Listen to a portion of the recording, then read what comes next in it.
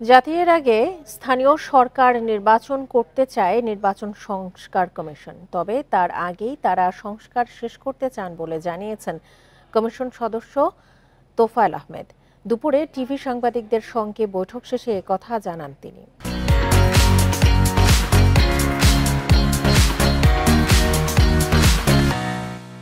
এর আগে সকালে আগারগাঁও নির্বাচন ভবনের প্রথম পর্বে টেলিভিশনের জ্যেষ্ঠ সাংবাদিকদের সঙ্গে আলোচনায় বসে কমিশন।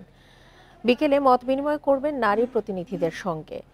অবাধ, সুষ্ঠু ও অংশগ্রহণমূলক নির্বাচনের লক্ষ্যে ধারাবাহিক সংলাপে রয়েছে এই কমিশন। বৃহস্পতিবার প্রথম ধাপে তারা মত বিনিময় করেছে প্রিন্ট মিডিয়ার সিনিয়র সাংবাদিক ও সম্পাদকদের সঙ্গে। সেদিন সংস্কার ছাড়াও নির্বাচনী অপরাধে সাবেক সিইসিদের শাস্তির পরামর্শ দেন সম্পাদকেরা।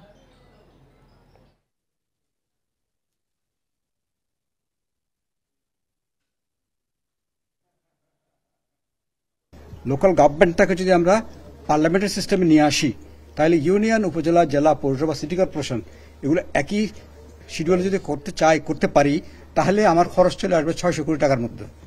লোক লাগবে 8 লাখ, দিন লাগবে 45 দিন। তাহলে এই সিস্টেমে যাওয়ার পরে যদি আমরা যদি আমাদের একটা লোকাল গভর্নমেন্ট কমিশন হয়েছে, ইলেকশন কমিশনও কিন্তু এই কাজটা কিছুটা টাচ করতে পারে, অন্তত ইলেকশন অংশটা।